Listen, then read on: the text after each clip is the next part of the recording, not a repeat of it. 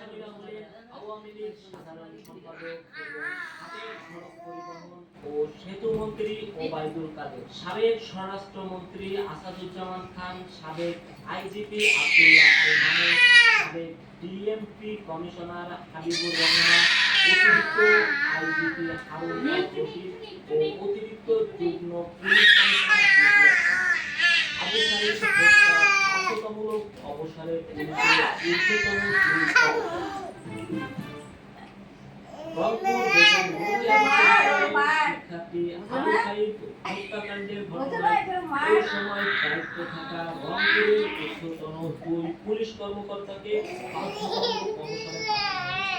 এই দুই কর্মকর্তা হলেন রংপুর পুলিশের কমিশনার মোহাম্মদ মনিরুজ্জামান এবং রংপুর রেঞ্জের উপমহাপরিদর্শক মোহাম্মদ আব্দুল বাতেন।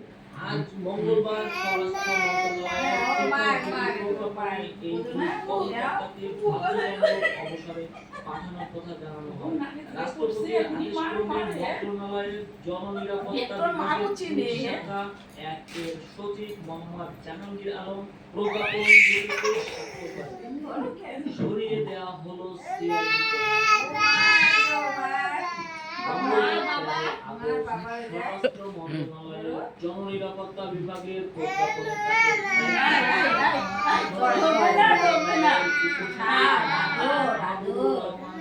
স্বাক্ষরিত আদেশে মোহাম্মদ আলী মিয়াকে পুলিশ অধিদপ্তরে সংযুক্ত করা হয়েছে। এদিকে পুলিশের বিশেষ শাখার এসপি প্রধানের দায়িত্ব থেকে মোহাম্মদ মনিরুল ইসলামকে অধিদপ্তর ঢাকায় সংযুক্ত করা হয়েছে।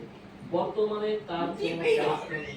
আরএসবি প্রধান হিসেবে চলতি দায়িত্ব দেওয়া হয়েছে রেলওয়ে পুলিশের ডিআইজি মোহাম্মদ মনিরুল ইসলামকে 2021 সালের 14 মার্চ পুলিশের counter terrorism and transnational crime CTTC unit প্রধান থেকে এসবি প্রধানের দায়িত্ব দেওয়া হয়েছে। ভবন থেকে টাকা সহ সিন্ধুক উদ্ধার।